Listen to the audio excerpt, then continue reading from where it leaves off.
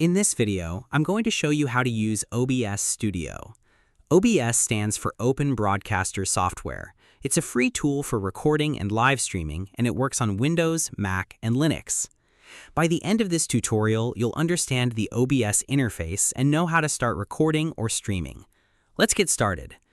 When you open OBS, the interface has several key sections. At the top, you have the Top menu. This gives you access to all main functions like File, Edit, View, and Tools. On the left, you have your Scenes and Sources panels.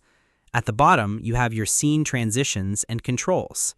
And at the very bottom, you have the Status bar. Scenes are different layouts you can create. For example, you might have one scene for gaming, another for just chatting, and another for screen sharing. You can switch between scenes instantly during your stream or recording.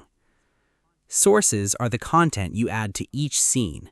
Common sources include display capture, which captures your entire screen, window capture, which captures a specific application, and video capture device, which captures your webcam.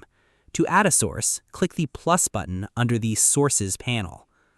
The audio mixer controls all your sound levels. Here you'll see your desktop audio and mic/aux.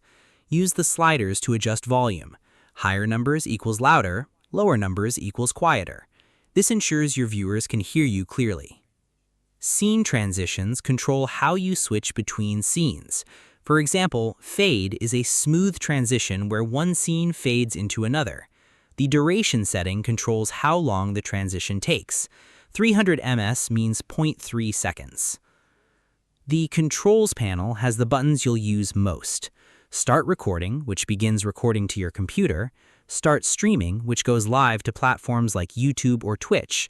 Start virtual camera, which lets other apps use OBS as a webcam.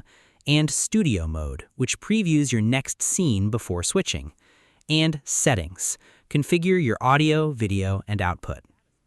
The status bar at the bottom shows your recording or streaming time, your CPU usage, and your frames per second, or FPS. Keep an eye on this to make sure your system is running smoothly. And that's it, a quick beginner's guide to OBS Studio. If you like this video, please like, subscribe, and share. Thanks for watching.